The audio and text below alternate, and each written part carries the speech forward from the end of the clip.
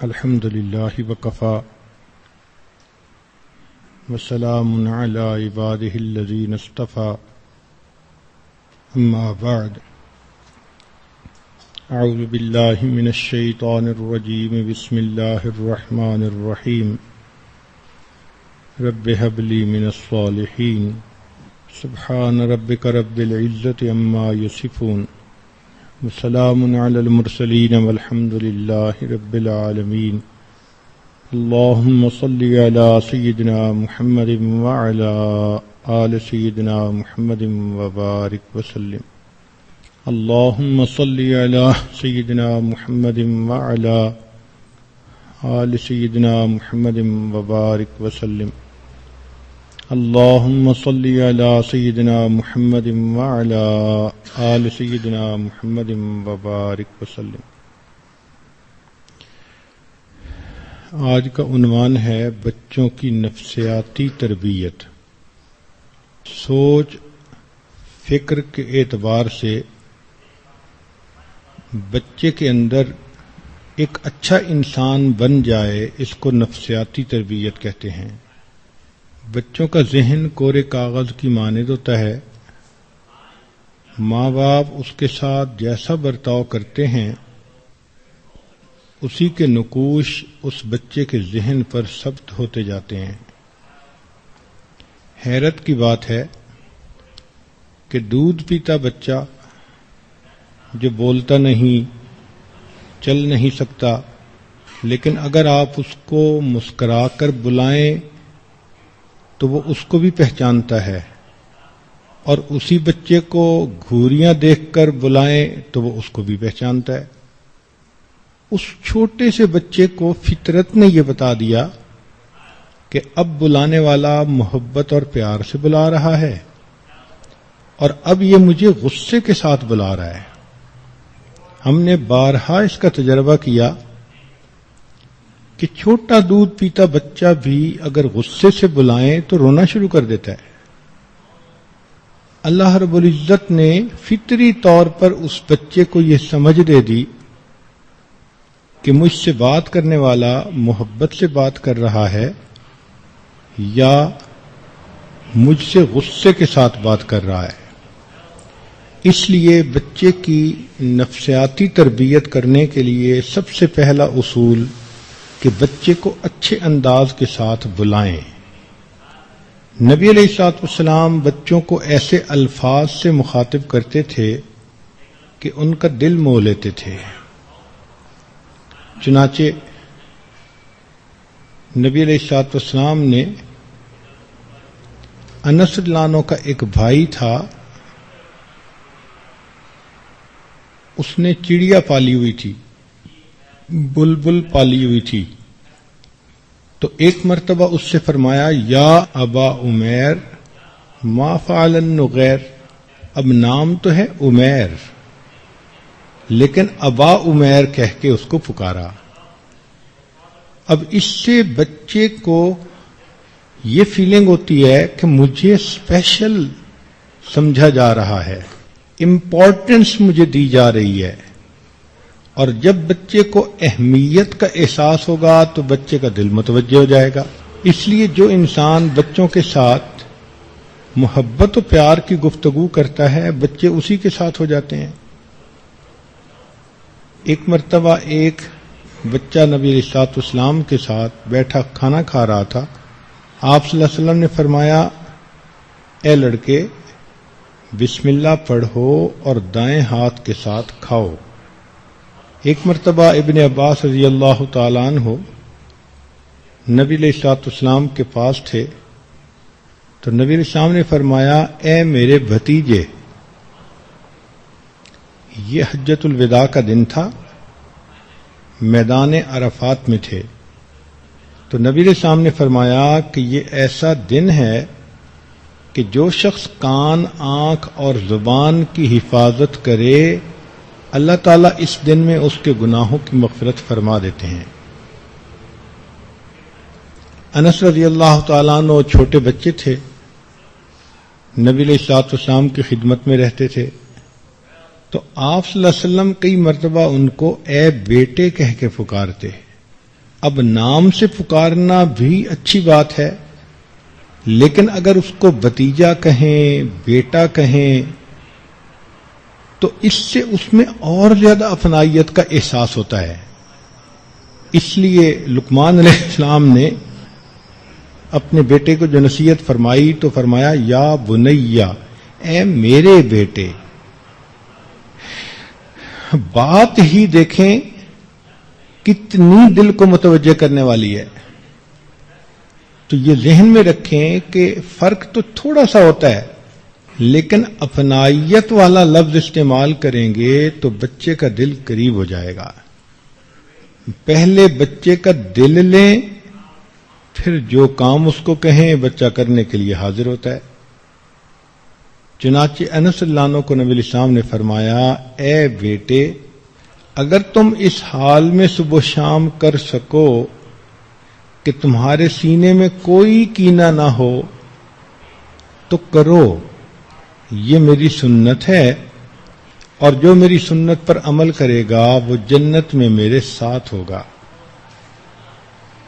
کبھی کبھی متوجہ کرنے کے لیے نبی علیہ السلام ایسی بات کرتے تھے جو حقیقت بھی ہوتی مگر بچے مسکرا بھی پڑتے۔ ایک مرتبہ نبی علیہ السلام نے انس لانوں کو پکارا، اے دو کانوں والے، یا ذل اذنین۔ اب دو کان تو ہر بندے کے ہیں، لیکن جب یوں کر کے پکاریں گے کہ اے دو کانوں والے تو وہ بچہ اس کو انجوائے کرے گا۔ کئی مرتبہ نبی علیہ السلام نام کو بدل دیتے تھے۔ چنانچہ ام سلمہ رضی اللہ تعالی عنہا کی بیٹی زینب تھیں تو نبی علیہ السلام ان کو زوینب فرماتے تھے۔ تو اس طرح اس کے نام میں تبدیلی کر دینا، نام کو اپنائیت کے صیغے کے ساتھ ادا کر دینا، اس سے بچے میں اپنائیت ہوتی ہے۔ وہ بچہ پھر توجہ سے بات سنتا ہے، اپنا سمجھے گا تو نصیحت کو پلے باندھے گا۔ اس بارے میں ماں باپ کو چاہیے کہ وہ بچے کو خطاب کریں تو ہمیشہ، آپ دیکھیں بڑا آدمی ہو اور دوسرا بندہ روکھے لفظوں میں خطاب کر دے تو کتنا غصہ آتا ہے، بندہ فیل کرتا ہے کہ اس نے تو میری کوئی ریسپیکٹ ہی نہیں کی۔ تو جب بڑی عمر کا آدمی چاہتا ہے کہ مجھے احترام کے ساتھ بلایا جائے، اس کو جب احترام سے کوئی بلائے تو اس کے من میں خوشی ہوتی ہے، تو چھوٹے بچے کا بھی یہی معاملہ ہے۔ تو پہلا اصول یہ کہ اچھے انداز سے بچے کو بلایا جائے۔ چنانچہ مغیرہ بن شعبہ رضی اللہ تعالیٰ عنہ لڑکپن کی عمر میں تھے۔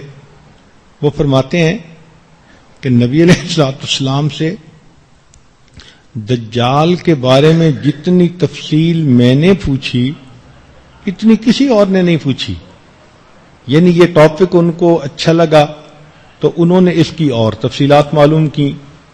جب بھی ملاقات ہوتی دجال کے بارے میں کوئی نہ کوئی سوال پوچھتے۔ تو فرماتے ہیں کہ ایک مرتبہ نبی علیہ السلام نے مجھے بھی فرمایا، اے میرے بیٹے۔ یہاں سے ایک مسئلہ نکلا کہ ضروری نہیں کہ نسب میں بیٹا ہو تو ہی اسے بیٹا کہہ سکتے ہیں، عرف میں ہر بچے کو بیٹا کہا جا سکتا ہے۔ جیسے پکارتے ہوئے بچے ادھر آنا، بیٹے ادھر آنا، بیٹے تم ایسا کر لو، تو یہ ایسے الفاظ ہیں جس سے کہ بچے متوجہ ہوتے ہیں اور دوسرے کی بات سننے کے لیے تیار ہوتے ہیں۔ دوسری بات کہ بچوں کا دل خوش کرنا، عمل بھی ایسا کیا جائے کہ جس سے بچوں کا دل خوش ہو جائے۔ چنانچہ نبی علیہ السلام جب دور کسی بچے کو دیکھتے تو کئی مرتبہ اس کو اپنی طرف بلاتے۔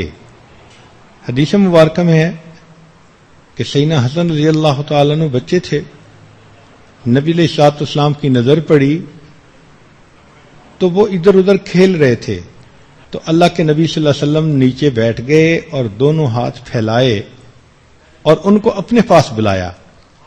اب جب بچہ محسوس کرے گا کہ بلانے والے نے محبت کی بنا پہ دونوں ہاتھ پھیلائے ہوئے ہیں تو بچہ بھاگا ہوا آئے گا، چنانچہ حسن رضی اللہ عنہ دوڑے ہوئے آئے اور نبی علیہ السلام نے اپنے بازوؤں میں لے کے اپنے سینے سے لگا لیا اور ان کو بوسہ دیا، تو گویا بچے کا استقبال کیا۔ اسی لیے بچہ جب سکول سے آئے تو ماں اپنے کام میں جتنی بھی مصروف ہو، آدھا منٹ 1 منٹ فارغ کر کے اس بچے کو ویلکم ضرور کرے، اس کو اہلا و سہلا ضرور کہے، اس کو پیار سے بلائے، محبت کی نظر اس پر ڈالے۔ بچے کے اوپر جو محبت کی نظر پڑتی ہے اس کو اپنے سر پر ایک چھتری محسوس ہوتی ہے، ایک سایہ محسوس ہوتا ہے، میرا کوئی بڑا ہے، کوئی میرا خیال رکھنے والا ہے، میں کسی کا ہوں۔ یہ اپنائیت کا احساس بچے کی شخصیت کے اندر حسن پیدا کر دیتا ہے، اور اگر یہ محبت بچے کو نہ دی جائے تو اس میں احساس محرومی پیدا ہو جاتا ہے۔ چنانچہ کئی گھروں میں بچے چپ چپ رہتے ہیں، اداس اداس نظر آتے ہیں، دوسرے کو دیکھ کے سہم جاتے ہیں، بات ہی نہیں کرتے۔ یہ تمام علامات بتاتی ہیں کہ اس بچے کی پرورش ٹھیک نہیں ہو رہی۔ تو ماں باپ کو چاہیے کہ بچوں کو دیکھ کے خوشی کا اظہار کریں۔ نبی علیہ الصلوۃ والسلام جب کوئی بچہ آپ کے پاس حاضر ہوتا اس کو ضرور بوسہ دیتے۔ یہ بوسہ عجیب چیز ہے کہ دوسرے بندے کے دل میں اپنائیت کا احساس پیدا کر دیتا ہے۔ ایک بوسہ کئی مرتبہ بچے کے دل کو متوجہ کر دیتا ہے۔ کبھی نبی علیہ الصلوۃ والسلام پیشانی پہ بوسہ دیتے، کبھی نبی اسلام رخسار پہ بوسہ دیتے، اور پھر بچے کے ساتھ ہنسی اور دل لگی فرماتے، اور بچے کے سر پہ شفقت کا ہاتھ پھیرتے۔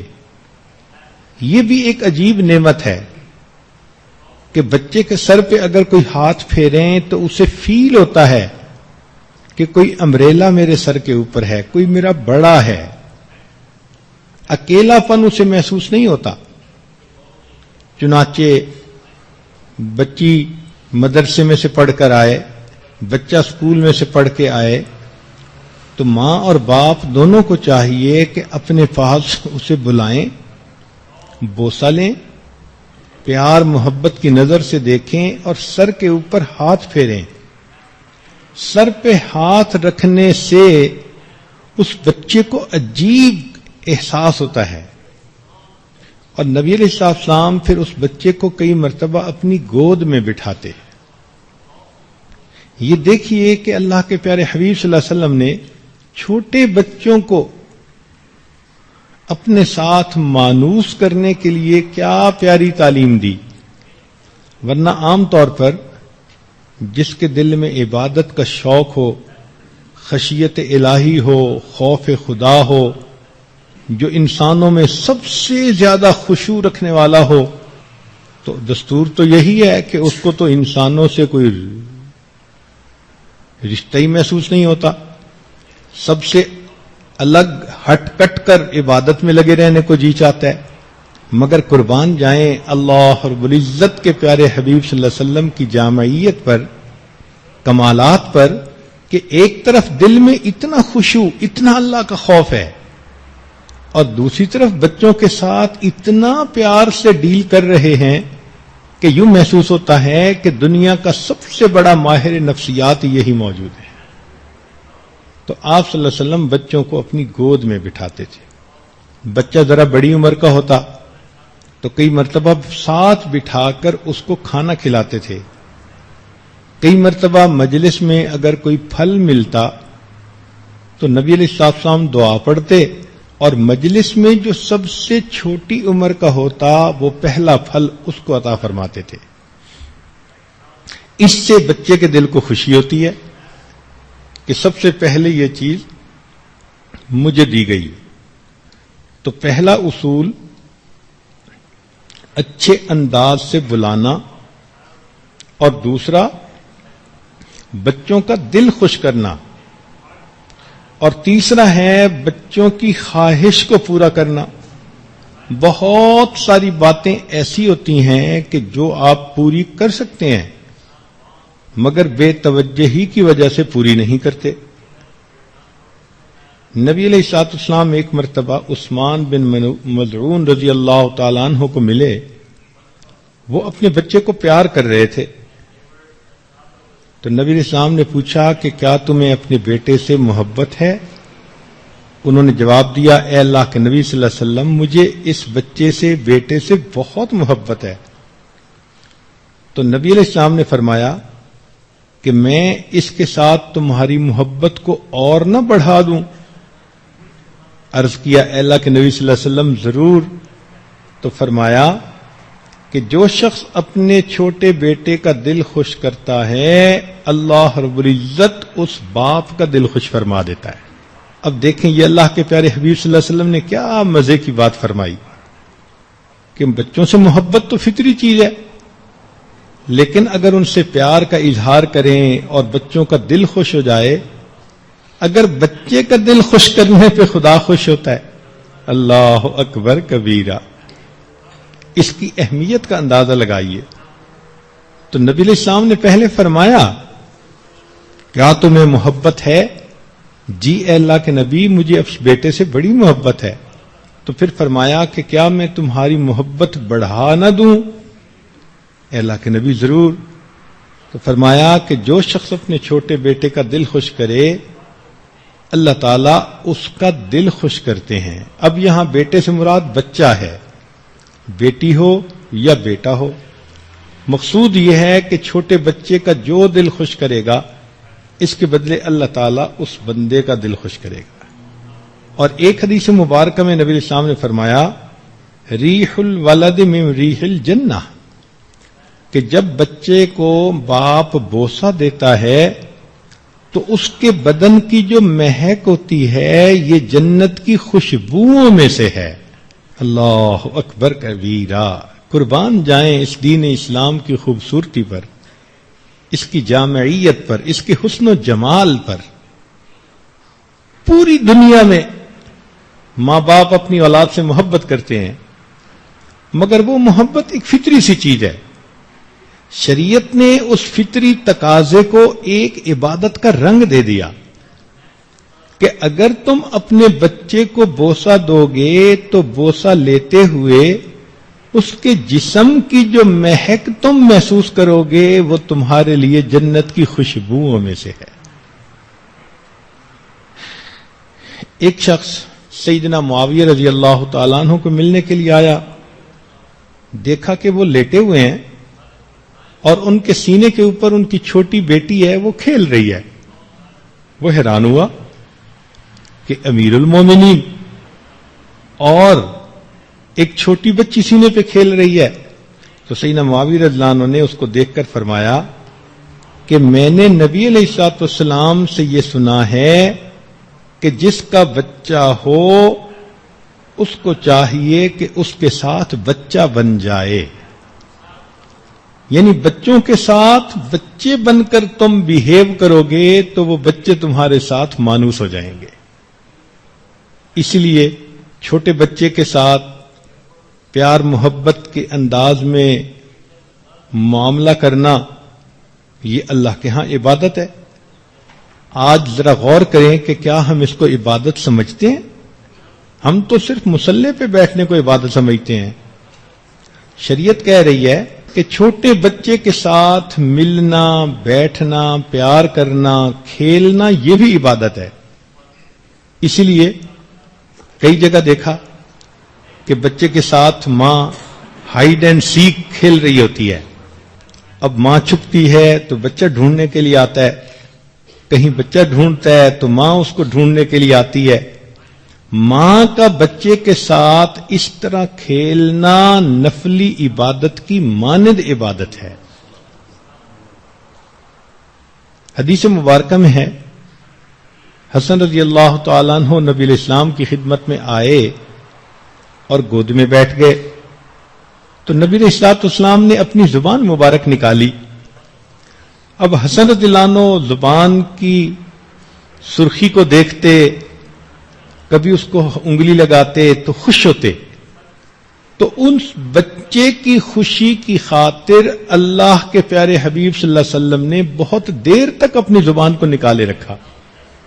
پھر فرمایا، اے اللہ، میں حسن سے محبت کرتا ہوں، تو بھی اس سے محبت فرما، اور جو حسن سے محبت کرے اس سے بھی محبت فرما. تو پہلا اصول اچھے انداز سے بلانا، دوسرا بچوں کا دل خوش کرنا، تیسرا ان کی خواہش پوری کرنا. مثلا وہ چاہتا ہے کہ وہ کھیلے تو ان کے ساتھ کھیلنا. جیسے نبی علیہ السلام نے زبان مبارک نکال کر دکھائی، اگر کوئی عام باپ ہو تو وہ تو سڑیل مزاج ہوتا ہے، اول تو زبان نکالے گا ہی نہیں، اور اگر بچہ چاہے بھی گا تو اس کو غصے سے دیکھے گا.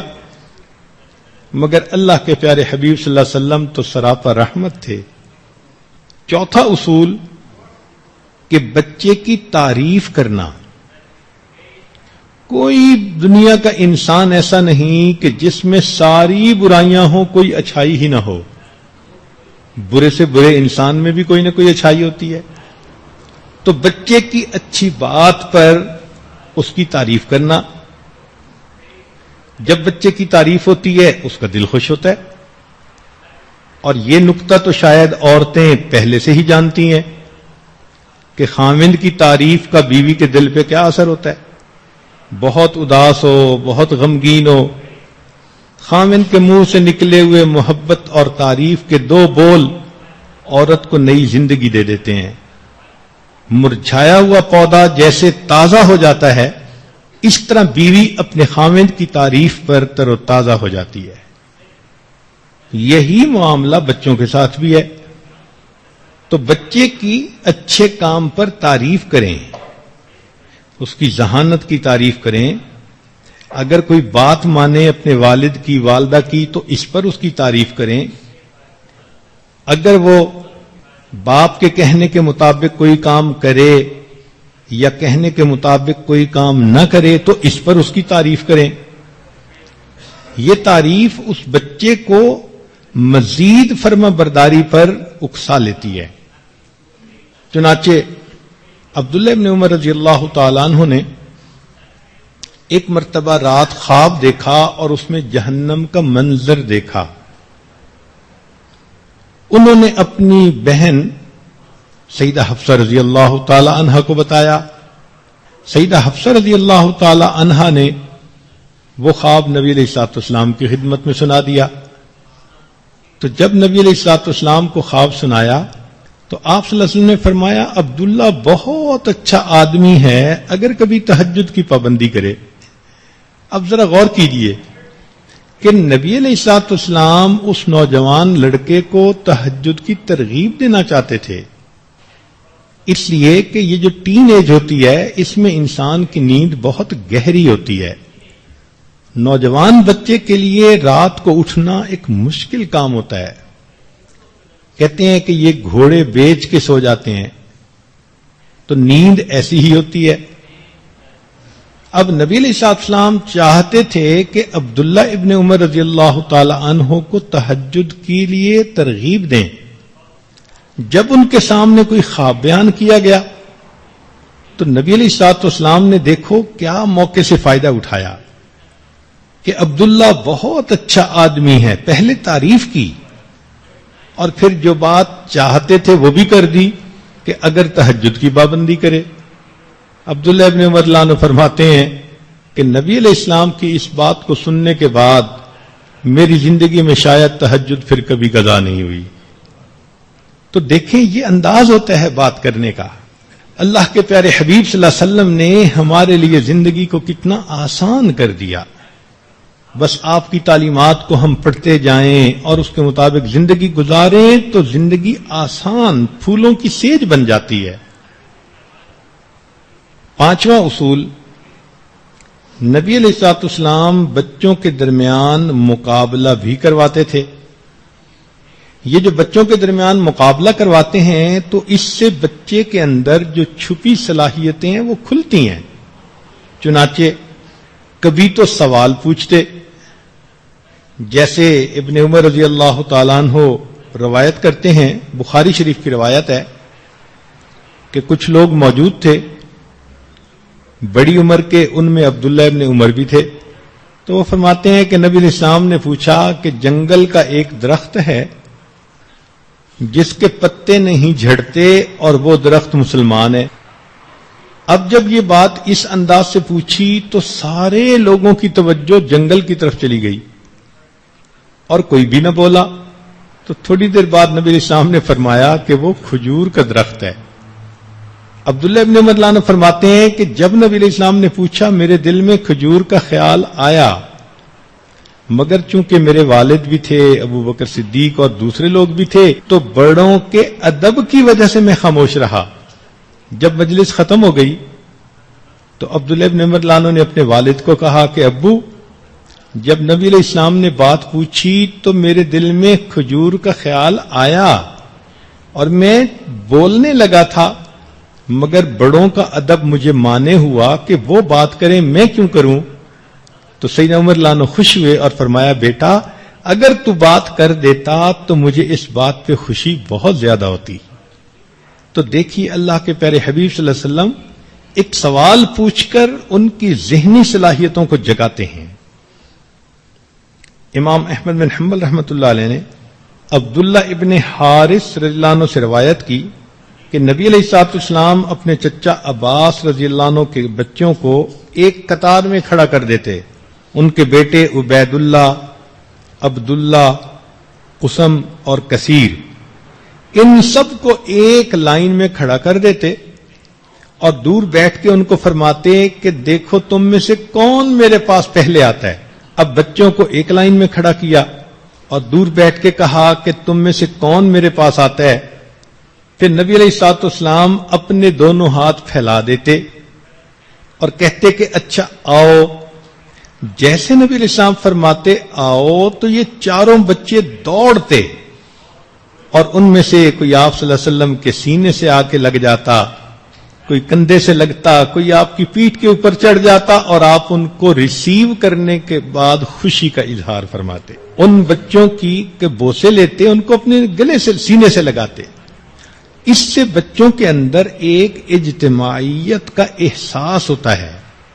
وہ بچہ انفرادیت والی زندگی نہیں گزارتا، مل جل کر رہنا. یہ مقابلہ بازی بچوں میں اس طرح کی کروانا یہ بہت فائدہ مند ہوتا ہے. اب آپ سوچیں کہ یہ نبی علیہ السلام کی سنت ہے، مگر کتنی عورتوں نے سنت پر عمل کیا؟ پتہ ہی نہیں تھا. کیا بھی ہوگا تو بہت کم. تو دیکھیے اپنے گھر میں جب آپ کے پاس فرصت ہو تو اپنے بچوں کو، اپنے بیٹیوں کو، بیٹوں کو آپ اس طرح اپنے ساتھ اور زیادہ مانوس کر سکتی ہیں. پھر جب وہ بچے آپ سے مانوس ہو جائیں گے تو آپ کی زبان سے لفظ نکلے گا اور بچہ عمل کے لیے فوراً تیار ہوگا. چھٹا اصول کہ آپ صلی اللہ علیہ وسلم بچوں کی حوصلہ افزائی فرماتے تھے. حوصلہ افزائی کا کیا معنی؟ کہ اچھے کام پر اس بچے کو انعام دینا، انسینٹو دینا. ہم نے دیکھا آج کل کی دنیا میں لوگوں نے جانوروں کو سدھایا ہوا ہوتا ہے تو جانور مختلف کام کرتے ہیں. تو ان جانوروں کو سدھانے کا طریقہ بھی یہی کہ جب وہ کوئی کام منشا کے مطابق کرتے ہیں تو ان کو کچھ نہ کچھ انسینٹو ملتا ہے. چنانچہ ہم نے ایک ملک میں ایک مچھلی کو دیکھا کہ اس نے کوئی 40-50 فٹ اوپر بال لٹکا ہوا تھا. تو ڈالفن مچھلی نے انسٹرکٹر کے کہنے پر اس کو اچھل کر کک لگائی.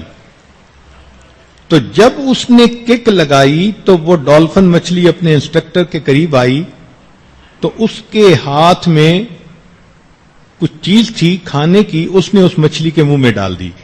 تو معلوم کرنے سے انہوں نے بتایا کہ جانوروں کو بات منوانے کا طریقہ ہی یہی ہے کہ جب وہ کوئی کام آپ کی مرضی کے مطابق کریں تو آپ ان کو کھانے کے لیے کچھ دیں، پھر ان کو عادت پڑ جائے گی، وہ پھر آپ کے اشارے پہ وہی کام بار بار کریں گے۔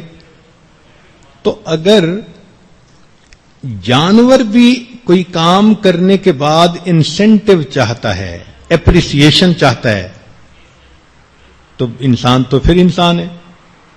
چلیں جانوروں کو چھوڑیں، بڑی عمر کے لوگوں کی بات کر لیتے ہیں۔ بیوی اگر کوئی اچھا کام کرے تو توقع ہوتی ہے نا کہ خاوند میری تعریف کرے۔ بیچاریوں کو شکوہ ہی رہتا ہے، میں اتنے اچھے کھانے بناتی ہوں، خاوند کی منہ سے تو کبھی تعریف کا ایک لفظ ہی نہیں نکلا، میں نے فلاں دن اتنے پیارے کپڑے پہنے، خاوند نے آنکھ اٹھا کے نہیں دیکھا۔ تو دیکھیں کہ بڑی عمر کی میچور عورتیں ہیں، وہ بھی ایکسپیکٹیشن رکھتی ہیں، تو بچے تو پھر اس سے بھی زیادہ ایکسپیکٹ کرتے ہیں۔ اس کو کہتے ہیں حوصلہ افزائی۔ خاوند بیوی کی حوصلہ افزائی کرے تو بیوی کے دل میں محبت بڑھتی ہے خاوند کی، اور اگر ماں باپ بچوں کی حوصلہ افزائی کریں تو بچوں کے دل میں ماں باپ کا وقار بڑھ جاتا ہے۔ چنانچہ بچے نے اگر نماز پڑھی تو اس کو کھانے کو کچھ دے دیں، بسکٹ دے دیا، کوئی کوکی دے دی، آئس کریم لے کے دے دی، خوشی کا اظہار کیا، تو بچہ پھر پابندی کے ساتھ نماز پڑھنے لگ جائے گا۔ کسی معاملے میں بچے نے سچ بات بولی تو سچ بولنے پہ آپ اس کو انعام دیں، اس کی تعریف کریں۔ آپ نے کوئی کام ذمے لگایا، بچے نے کر دیا، اس پر اس کو انسینٹو دیں۔ اب انسینٹو میں کھانے پینے کی چیز بھی ہو سکتی ہے، پڑھنے کی کوئی اچھی کتاب بھی ہو سکتی ہے۔ تو جس چیز کو بچہ زیادہ پسند کرتا ہو وہ اس کو لے کر دیں۔ علامہ شامی رحمۃ اللہ علیہ فرماتے ہیں کہ میرے والد جب بھی مجھ سے خوش ہوتے تھے تو میرے ذوق علم کو دیکھ کر مجھے پڑھنے کے لیے کتاب لے کر دیتے تھے۔ چنانچہ جب میں بڑا ہوا تو میرے پاس ایک بڑی لائبریری تھی، اور ان کتابوں کی برکت سے اللہ نے مجھے فقیہ شہر بنا دیا۔ تو ان بچوں کی حوصلہ افزائی کرنا یہ انتہائی اہمیت کی حامل ہے۔ ساتواں نقطہ، ایک بات کو بار بار دہرانا۔ بچے کی میموری بہت شارٹ ہوتی ہے، وہ جلدی بات کو بھول جاتا ہے۔ ماں باپ یہ ایکسپیکٹ کرتے ہیں کہ بس ایک دفعہ بات کر دی تو بچے کو یاد رکھنی چاہیے۔ نہیں، اگر بچہ بھول گیا تو اس کو بار بار یاد دلائیں۔ یہ بھی اللہ کی ایک رحمت ہے کہ بچے کی میموری شارٹ ہوتی ہے۔ چنانچہ ابھی تھوڑی ہی دیر میں ماں نے بچے کو جھڑکی دی، وہ رو رہا ہے، چند ہی منٹ کے بعد وہی ماں بلاتی ہے اور بچہ ماں کے سینے سے لگ جاتا ہے۔ اگر اس بچے کی میموری شارٹ نہ ہوتی اور اس کو یاد ہوتا کہ اسی امی نے مجھے تھپڑ لگایا، تو ماں کے بلانے پہ تو وہ کبھی نہ آتا۔ تو ان کی شارٹ میموری دیکھو کتنے فائدے کی چیز ہے۔ ابھی روتے ہیں، ابھی ہنسنے لگ جاتے ہیں، ابھی ان سے آپ ناراض ہوں تو وہ آپ سے دور بھاگ رہے ہوتے ہیں، اور ایک منٹ بعد محبت سے بلائیں تو فوراً واپس آ جاتے ہیں۔ تو اس شارٹ میموری کا فائدہ بھی بہت ہے۔ اس لیے پھر بچے کو بات بار بار یاد کروانی پڑتی ہے۔ مثلا کوئی کام کہا تو صرف ایک دفعہ نہیں کہنا، پھر اس کو یاد دہانی کرواتے رہیں، بیٹے میں نے فلاں کام ذمہ لگایا تھا، آپ نے کرنا ہے۔ پھر دوسرے موقع پہ یاد دلایا۔ جب اس کی میموری ریفریش ہوتی رہے گی تو پھر بچہ اس کام کو کر سکے گا۔ کئی مرتبہ ماں نے کام کہا ہوتا ہے اور بچہ بھول جاتا ہے تو ماں ڈانٹنا شروع کر دیتی ہے۔ اب وہ بچے نے نافرمانی کی وجہ سے اس کام کو نہیں چھوڑا، اپنی میموری کے شارٹ ہونے کی وجہ سے بھول گیا تھا۔ नाफरमानी का इरादा नहीं था, अब उसको अगर डांट पिलानी शुरू कर देंगे तो बच्चे के उस पर उसका बुरा असर पड़ेगा, क्योंकि उसने अपनी इंटेंशन में तो नाफरमानी नहीं की, अनइंटेंशनली हो गया। इसलिए अपनी बात को बार बार बच्चों के साथ दोहराना चाहिए, उनको याद करवाना चाहिए, और अगर वो एक ही सवाल को बार बार पूछें तो उनको तसल्ली के साथ जवाब देना चाहिए। हमने देखा बाद बच्चे एक सवाल पूछते हैं, मां ने जवाब दे दिया मगर उनकी तसल्ली नहीं हो रही, वो फिर वो सवाल पूछते हैं, फिर मां जवाब दे देती है, बच्चे फिर सवाल पूछते हैं। तो अगर बच्चा बार बार सवाल कर रहा हो तो हमने देखा कि दूसरी मर्तबा मां उनको झिड़की दे देती है, क्या हर वक्त पूछते रहते हो। तो इससे फिर बच्चे का खुला हुआ जहन उल्टा बंद हो जाता है। इसलिए बच्चों की परवरिश में ये पॉइंट जहन में रखें कि उनको बार बार बात याद दिलानी है, उनके बार बार बात पूछने से सब्र के साथ उसको जवाब देना है। ये रेपिटेशन उसकी जिंदगी का एक हिस्सा है।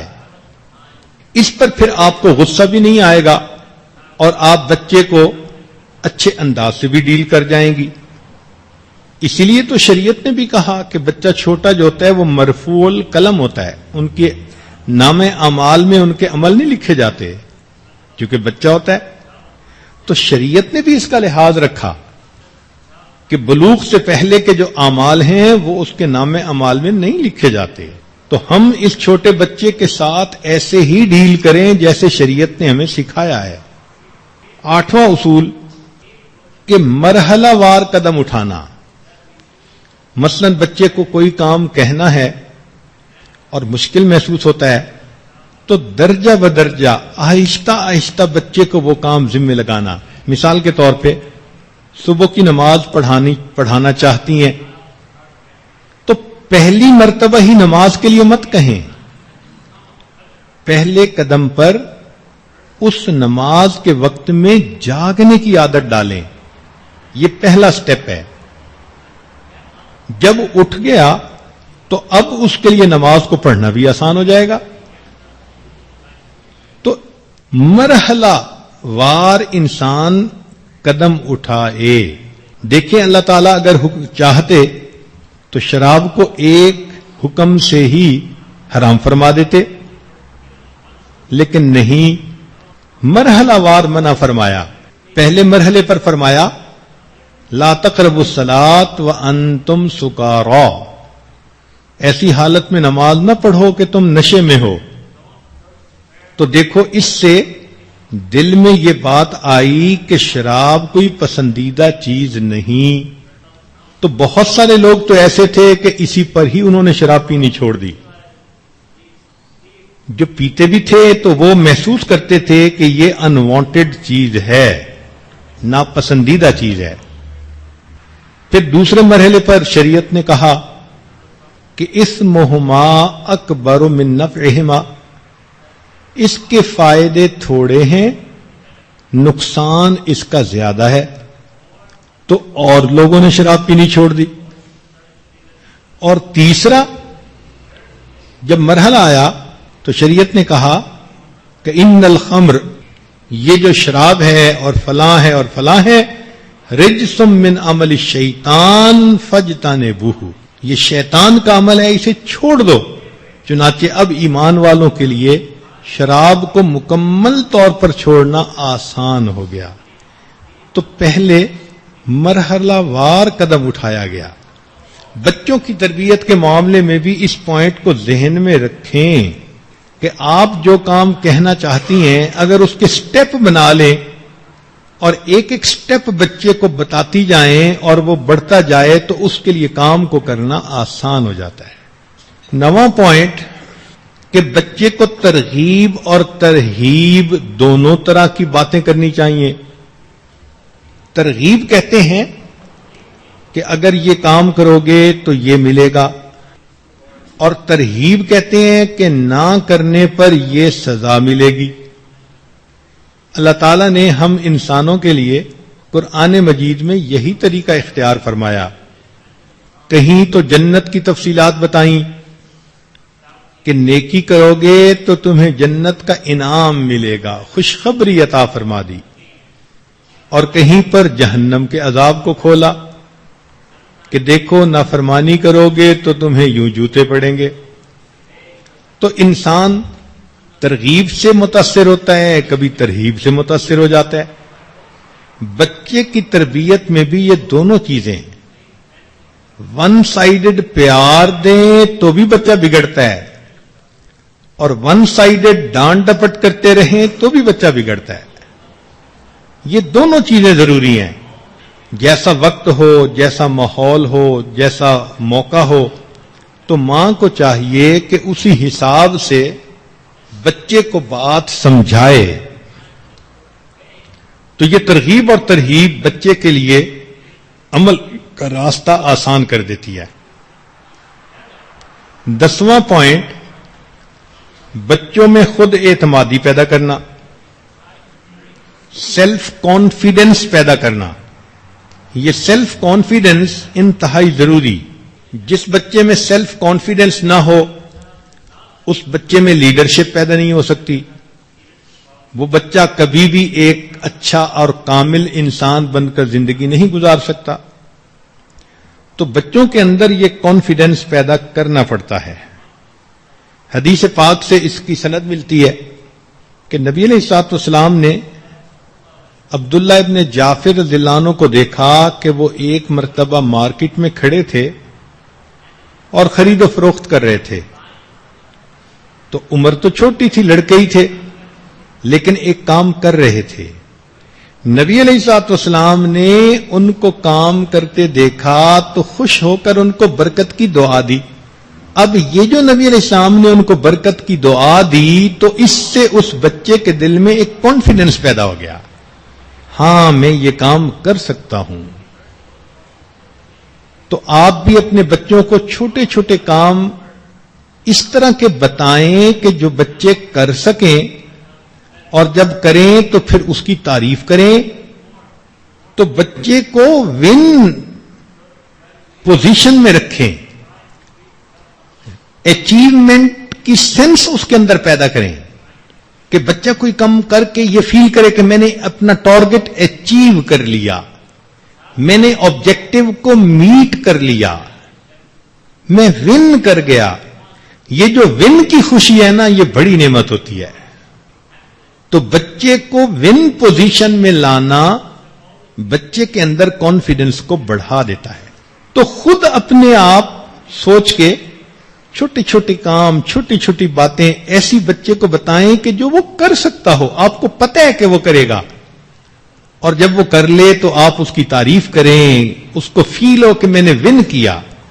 تو اس سے بچے کے اندر پھر خود اعتمادی بڑھتی ہے۔ 11واں پوائنٹ اور بہت اہم پوائنٹ کہ بچوں کی تربیت کے لیے انتہائی ضروری کہ ان کے دوستوں کا انتخاب اچھا کیا جائے۔ بچے اپنے ماں باپ سے جتنا سیکھتے ہیں اس سے زیادہ اپنے ہم عمر بچوں سے سیکھتے ہیں۔ اس کو پیئر پریشر کہتے ہیں۔ وہ ماں باپ سے تو دیر سے بات سیکھے گا اور دوسرے چھوٹے بچے سے جلدی بات سیکھے گا۔ ہم نے دیکھا کہ 10-12 آدمی بیٹھے ہیں، مرد عورتیں گھر میں، تو بچہ اپنا الگ کھیل رہا ہے۔ جیسے ہی اس مجلس میں کوئی اور آدمی آیا اور اس کے ساتھ بچہ تھا تو بچہ فوراً بچے کی طرف متوجہ ہوتا ہے۔ تو ایج گروپ جو ہے یہ ایک دوسرے کو اٹریکٹ کرتا ہے، تو بچہ دوسرے بچے سے بہت جلدی چیزیں سیکھتا ہے۔ تو پھر آپ بچے کا میل جول ایسے بچوں کے ساتھ رکھیں جو اچھے ہوں، تربیت یافتہ ہوں، بگڑے ہوئے نہ ہوں۔ بگڑے ہوئے بچے کے ساتھ آپ کا بچہ رہے گا تو بہت جلدی بگڑ جائے گا۔ ہم نے دیکھا چند لمحے کا ساتھ بچے کو بری باتیں سکھا دیتا ہے۔ اس لیے جیسے آپ اپنے بچے کو درندے اور جانور سے بچاتی ہیں، اسی طرح برے دوست سے بھی بچائیں۔ اس بارے میں بے توجہی ہوتی ہے ماں باپ دھیان ہی نہیں رکھتے کہ ہمارے بچے کن بچوں کے ساتھ کھیلتے ہیں، کن بچوں سے باتیں کر رہے ہیں، کن کے ساتھ بیٹھ رہے ہیں. تو ایک گھر میں تو بچے کو ٹی وی سے بچایا جاتا ہے، اور دوسرے بچوں سے جب وہ ملتے ہیں تو فوراً وہ بچے ان کو ٹی وی کے پروگرام کی باتیں سناتے ہیں. تو بچے کے دل میں حسرت پیدا ہوتی ہے، اور یہ ہوتا ہے کہ مجھے تو ڈپرائیو کیا جا رہا ہے کسی نعمت سے. اب یہاں ایک سوال پیدا ہوتا ہے کہ کیا کریں؟ رشتہ داریاں ہیں، مل جل کے رہنا ہے. ایک گھر کے بچوں کو ہم تربیت دے رہے ہیں تو دوسرے بچوں سے ملتے ہیں کہ جن کے ساتھ وہ باتیں بھی کرتے ہیں. اس کا طریقہ پھر یہ ہے کہ اگر بچے کسی وقت مجبوراً مل بھی لیں تو ان کے بعد آپ بچوں کو فوراً اٹینڈ کریں، ان کی کلاس لیں، اس سے پوچھیں کہ بیٹے تمہاری کیا بات ہوئی؟ تو وہ بتائے گا فلاں بات ہوئی، فلاں بات ہوئی. تو اگر وہ بتائے تو آپ اچھی باتوں کی تصدیق کر دیں اور بری باتیں ان کو بتا دیں کہ یہ بری باتیں تھیں. یوں کرنے سے اچھی باتیں اس کے ذہن میں نقش ہو جائیں گی اور بری باتیں اس کے ذہن سے مٹ جائیں گی. اس لیے بچے جب روزانہ سکول سے آئیں تو ماں باپ کی یہ ذمہ داری ہے کہ آتے ہی 1-2 منٹ پیار محبت سے اس کو اپنے پاس لے لیں، گلے لگائیں، بوسہ دیں، اور پھر پوچھیں کہ بیٹے آج تم نے سکول میں کیا سیکھا؟ وہ بچہ ایسا ہوتا ہے کہ سارا کچھ کھول کے رکھ دیتا ہے. استاد نے یہ کہا، فلاں نے یہ کہا، فلاں نے یہ کہا. تو جب آپ کو ساری بات کا پتہ چل جائے تو اچھی باتوں کی آپ تصدیق کر دیں اور بری باتیں سمجھا دیں کہ بیٹے یہ بھی برا، یہ بھی برا. تو بچہ آپ کی بات کو قبول کرتے ہوئے بری باتوں سے دور رہے گا. اسی لیے اگر بچے ذرا بڑی عمر کے ہو جائیں تو ان پر نظر رکھیں کہ وہ کن کے ساتھ دوستی کر رہے ہیں. پڑھنے والے لائق بچے، فرمانبردار بچے، ان کے ساتھ دوستی کریں گے تو پھر یہ بھی ویسے ہی بنیں گے. خربوزے کو دیکھ کے خربوزہ رنگ پکڑتا ہے.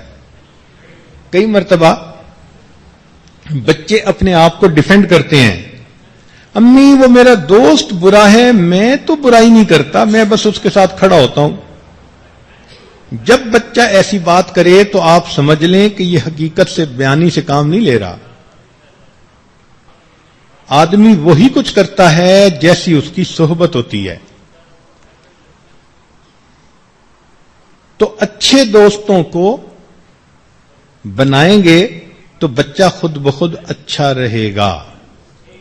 اس عاجز کی اسکول کی عمر تھی اور بڑے بھائی اسکول کے اندر ٹیچر تھے، تو انہوں نے یہ کہا کہ دیکھو ہر بات تمہاری پوری ہوگی. کوئی کپڑا پہننا ہے، کوئی چیز کھانی ہے، کوئی لینی ہے، جو کہو گے تمہاری بات پوری ہوگی، لیکن ایک بات میری پوری ہوگی. پوچھا کیا؟ کہنے لگے کہ تمہارے دوست میری مرضی کے بنیں گے. اب چونکہ یہ چھوٹی عمر تھی، 5ویں 6ٹھی کلاس کی بات ہے، تو اس کی گہرائی کو تو یہ عاجز نہ سمجھ سکا مگر خاموش ہو گیا. چنانچہ بھائی بہت شفقت فرماتے تھے، جو کہتا تھا وہ لے کے دے دیتے تھے، مگر دوستوں کے بارے میں وہ بہت زیادہ سخت تھے. کلاس پر نظر ڈالتے اور کلاس میں جو چند پڑھنے لکھنے والے ہونہار بچے ہوتے ان کے نام بتا دیتے کہ ان 5-6 دوستوں میں سے جس کو چاہو دوست بناؤ. اب پوری کلاس 30-40 بچے، لیکن مجھے ان میں سے 4 یا 5 بچوں کے ساتھ بات کرنے کی، مل بیٹھنے کی اجازت ہوتی اور باقیوں کے ساتھ مل بھی نہیں سکتا تھا. اگر کبھی بات کرتا بھائی دیکھتے تو وہ تھپڑ لگاتے.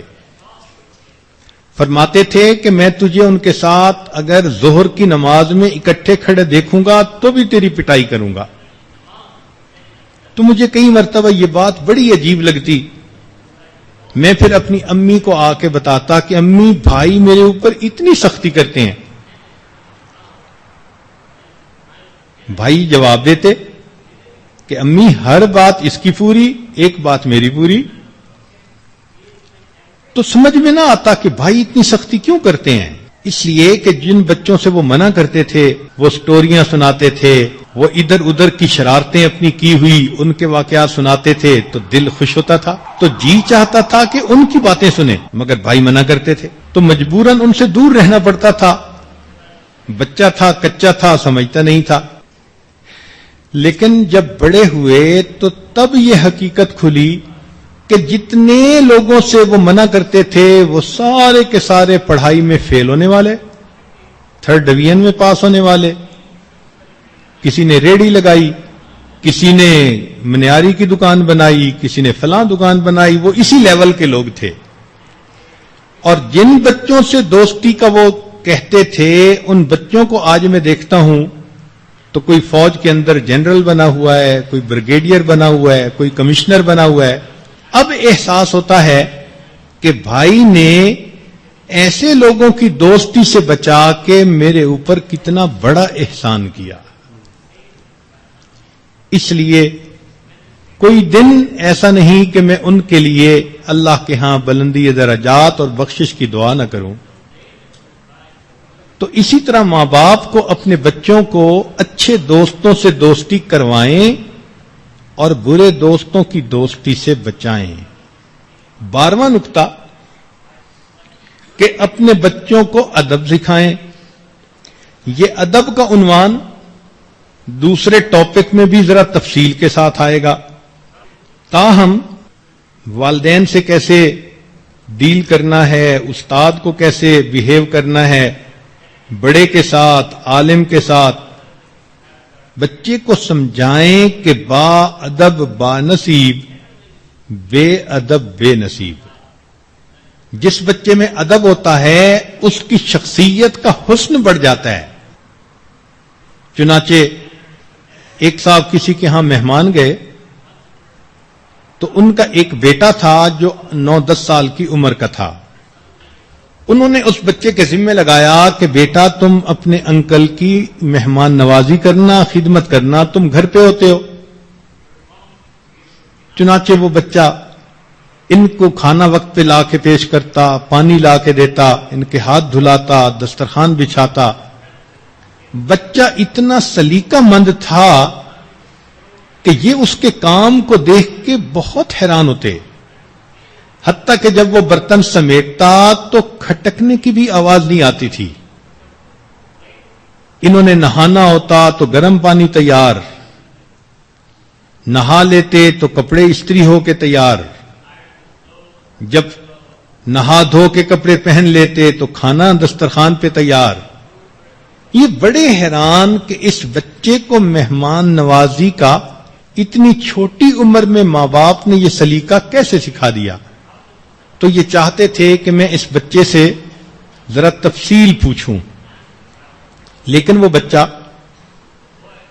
کسی کام مقصد کی خاطر ان کے کمرے میں آتا اور جیسے ہی کام مکمل ہوتا فوراً چلا جاتا، رکتا نہیں تھا. تو ایک دن انہوں نے ارادہ کیا کہ آج میں اس بچے سے ذرا تفصیلی بات کروں گا. تو بچے نے آ کے دسترخوان بچھایا اور کھانا لا کے رکھا، اور جب رکھ کے جانے لگا تو انہوں نے اس سے بات چھیڑنی چاہی. تو جلدی میں انہوں نے کہا کہ بچے تم سب سے بڑے ہو، کیونکہ ان کے اور بھی بچے تھے. تو جب مہمان نے یوں پوچھا کہ بچے تم سب سے بڑے ہو، تو کہتے ہیں کہ وہ بچہ شرما سا گیا اور پیچھے ہٹا اور کہنے لگا کہ انکل سچی بات تو یہ ہے اللہ سب سے بڑے ہیں، بہن بھائیوں میں میری عمر زیادہ ہے. وہ کہتے ہیں کہ بچے کی اس بات نے میرا دل مو لیا کہ میں نے تو جلد بازی میں یوں کہا کہ بچے تم سب سے بڑے ہو، لیکن بچے کی پرسپشن دیکھیے کتنی باریک بینی تھی اس کے اندر کہ آگے سے جواب دیتا ہے انکل سچی بات تو یہ ہے اللہ سب سے بڑے ہیں، بہن بھائیوں میں میری عمر زیادہ ہے. چنانچہ اسی طرح کا ایک مضمون حدیث مبارکہ میں بھی آتا ہے کہ سیدنا صدیق اکبر رضی اللہ عنہ کی عمر نبی علیہ الصلوۃ والسلام سے 2 سال کے قریب چھوٹی تھی، لیکن تاریخ میں یہ بھی آتا ہے کہ بڑی تھی. تو جس روایت میں یہ آتا ہے بڑی تھی، اس میں آتا ہے کہ نبی علیہ الصلوۃ والسلام نے ان سے پوچھا کہ کیا تم مجھ سے بڑے ہو؟ تو صدیق اکبر رضی اللہ عنہ نے فوراً جواب دیا، اے اللہ کے نبی، انت اعظم و اکبر و انا اسن، آپ بڑے ہیں اور رتبے والے ہیں، عمر میں میں زیادہ ہوں. تو یہ گفتگو کا انداز انسان کی شخصیت کے اندر حسن پیدا کر دیتا ہے. اللہ تعالی ہمارے بچوں کو با نصیب با ادب بنا دے. وآخر دعوانا ان الحمد للہ رب العالمین. تھوڑی دیر کے لیے مراقبہ کر لیجئے، پھر دعا کر لیتے ہیں. آنکھوں کو بند کر لیجئے، سر کو جھکا لیجئے. دنیا اور جو کچھ دنیا میں ہے اس سے ہٹ کٹ کے اللہ رب العزت کی یاد میں ڈوب جائیے.